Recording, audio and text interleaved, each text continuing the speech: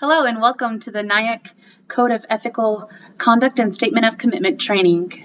Today we're going to be going over, you'll hear it called NAEYC or NAEYC, N-A-E-Y-C, which stands for the National Association for the Education of Young Children. This was revised in April 2025, reaffirmed and updated in May of 2011.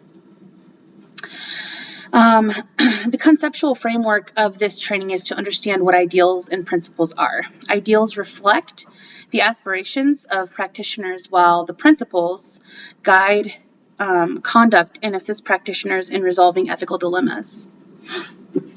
We're going to go over a couple of the core values, the standards of which we operate underneath. The standards of ethical behavior in early childhood care and education are based on the commitment to following core values that are deeply rooted in the history of the field of early childhood care and education. We have made a commitment to appreciate childhood as a unique and valuable stage of the human life cycle. We base our work on knowledge of how children develop and learn when we appreciate and support the bond between the child and the family. We recognize that children are best understood and supported in the context of family, culture, community, and society. The term culture includes ethnicity, racial identity, economic level, family structure, language, and religious and political beliefs, which profoundly influence each child's development and relationship to the world. Respect the dignity, worth, and uniqueness of each individual child, family member, or colleague.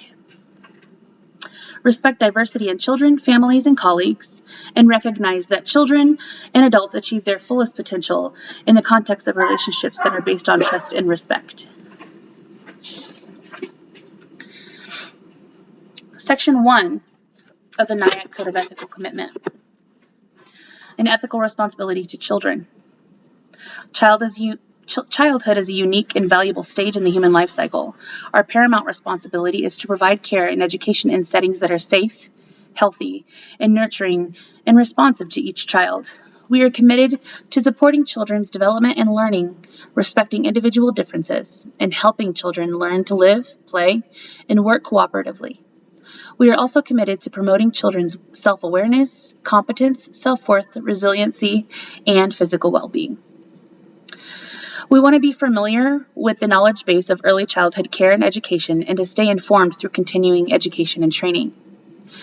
We also want to base the program practices upon current knowledge and research in the field of early childhood education, child development, and related principles, as well as particular knowledge of each child. This is why it is so important to make sure that you are bonding with the children in your classroom.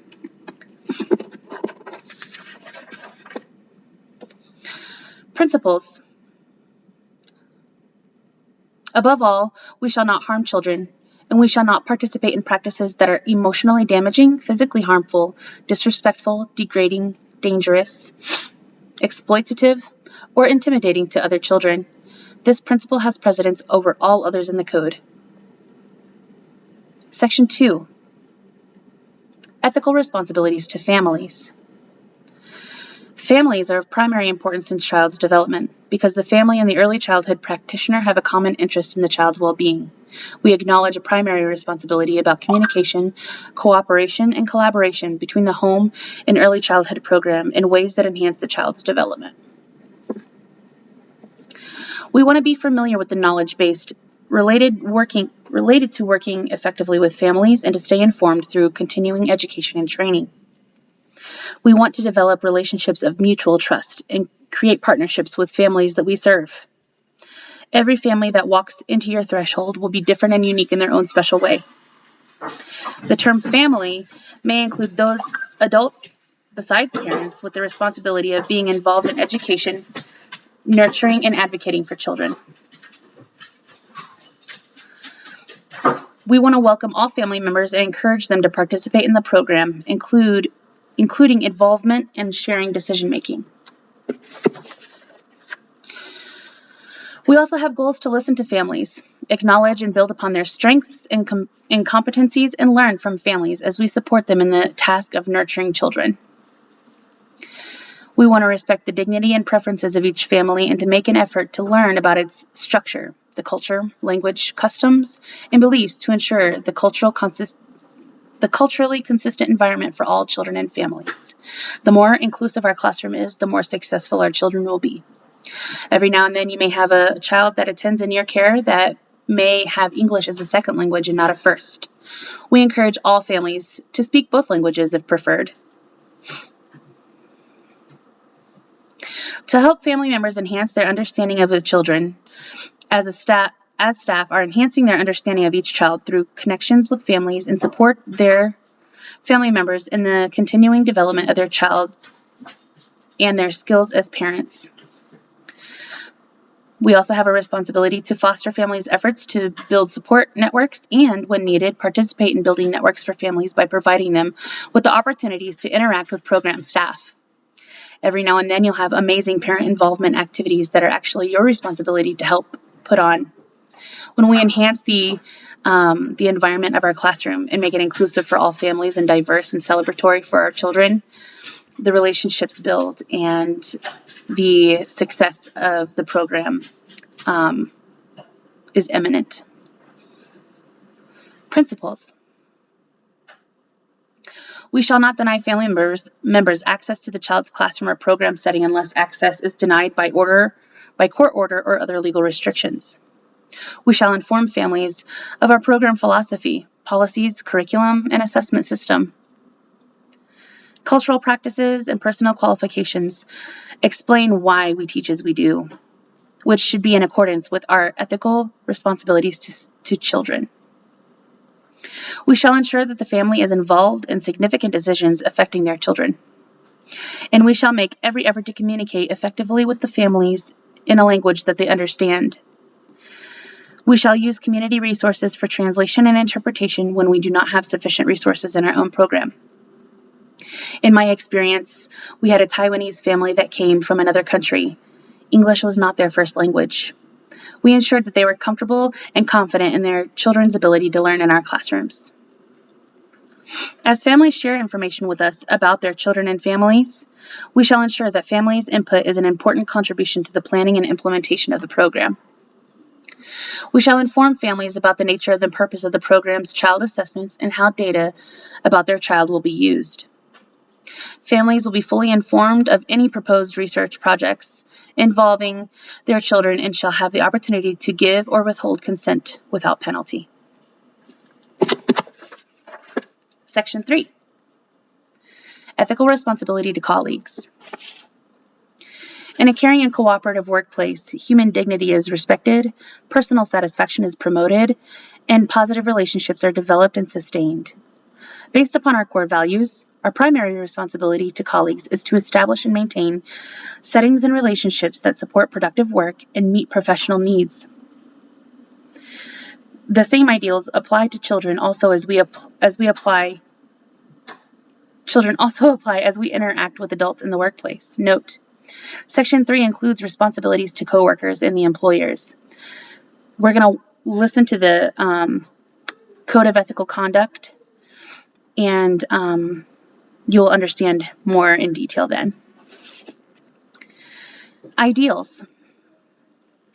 To establish and maintain relationships of respect, trust, confidentiality, collaboration, and cooperation with coworkers. We also want to share resources with coworkers and collaborating to ensure the best possible early childhood care and education program is provided. We want to support our coworkers in meeting their professional needs and in their professional development. And we want to accord our coworkers due recognition for professional achievement. When we all win, when one of us wins, we all win. Principles. We shall recognize the contributions of colleagues to our program and not participate in practices that diminish their reputations or impair their effectiveness in working with children. When we have concerns about the professional behavior of a coworker, we shall first let that person know of our concern in a way that shows respect for the personal dignity and for the diversity to be found among staff members. And then attempt to resolve the matter collegially and in a confidential manner. We shall exercise in expressing views regarding the personal attributes of professional first-hand knowledge, not hearsay, and relevant to the interest of children and programs. Within your team member handbooks, you'll hear a lot about gossip. and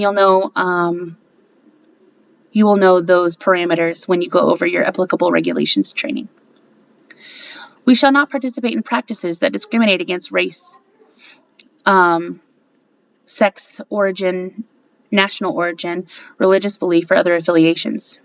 Age, marital status, family structure, disability, or sexual orientation are included in that. Responsibilities to employers. Ideals. To assist the program in providing the highest quality of service.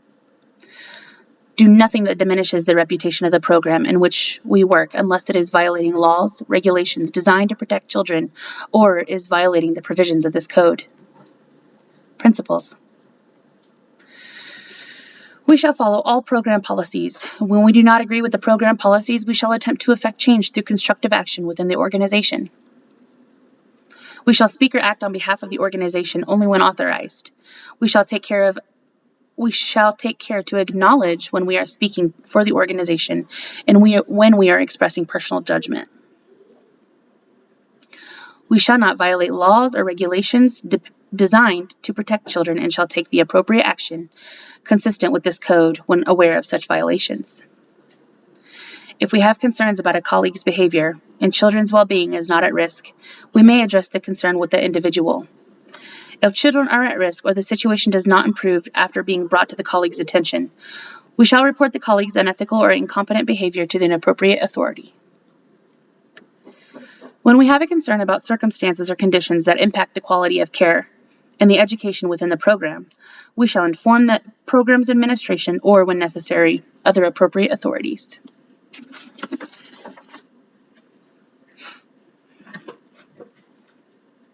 Ethical responsibilities to community and society. Early childhood programs operate within the context of their immediate community made up of families and other institutions concerned with the children's welfare. Our responsibilities to the community are to provide programs that meet the diverse needs of families, to cooperate with agencies and professions that share the responsibility for children, to assist families in gaining access to those agencies and allied professionals, and to assist in the development of community programs that are needed but not currently available. As individuals, we acknowledge our responsibility to provide the best possible programs of care and education for the children and to conduct ourselves with honesty and integrity.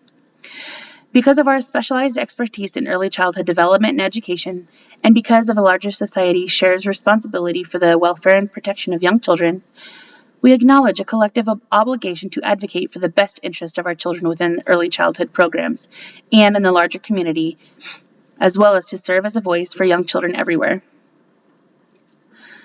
The ideals and principles in this section are presented to distinguish between those that pertain to the work of the individual early childhood educator and those that more typically are engaged in collectively on behalf of the best interests of children, with the understanding that individual early childhood educators have a shared responsibility for addressing the ideals and principles that are identified as collective.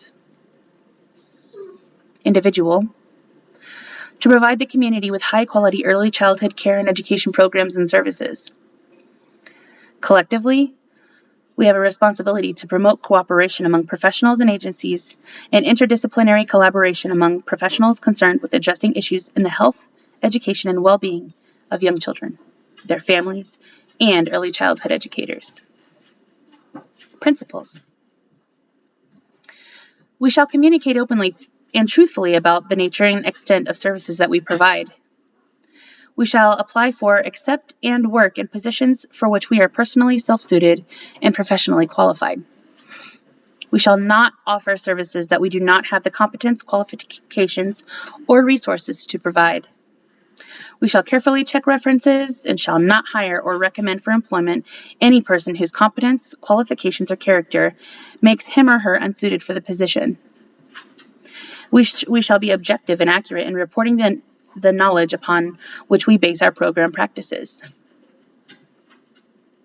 And we shall be knowledgeable about the appropriate use of assessment strategies and instruments and interpret results accurately to families. Principles for collectives. When policies are enacted for purposes that do not benefit children, we have a collective responsibility to change these policies. When we have evidence that an agency provides services intended to ensure children's well-being is failing to meet its obligations, we acknowledge a collective ethical responsibility to report the problems to the appropriate authorities or to the public. We shall be vigilant in our follow-up until the situation is resolved. When a child protection agency fails to provide adequate protection for abused or neglected children, we acknowledge a collective ethical responsibility to work toward an improvement of these services.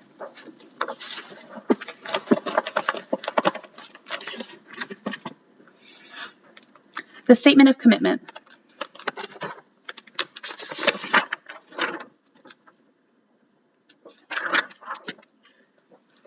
As an individual who works with young children, you commit yourself to furthering the values of early childhood education as they are reflected in the ideals and principles of the NAEYC Code of Ethical Conduct. To the best of your ability, you will never harm children. You will ensure that programs for young children are based on current knowledge and research of the child development and early childhood education. You will respect and support families in their task for nurturing children. You will respect colleagues in early childhood care and education and support them in maintaining the NAEYC Code of Ethical Conduct. Serve as an advocate for families, their children, their teachers, and community and society. Stay informed of and maintain high standards of of professional conduct. Engage in an ongoing process of self-reflection, realizing that the personal characteristics, biases, and beliefs have an impact on children and families. Be open to new ideas and be willing to learn from the suggestions of others. Continue to learn, grow, and contribute as a professional, and honor the ideals and principles of the NAEYC Code of Ethical Conduct. This statement of commitment is not part of the code, but it is a personal acknowledgement of the individual's willingness to embrace the distinctive values and moral obligations of the field of early childhood education and care. It is recognition of the moral obligations that lead to an individual becoming a part of the profession. Thank you for attending the NAEYC Code of Ethical Conduct and Statement of Commitment training. If you have any questions, concerns, or just comments in general, please direct yourselves to your TNC or your center director.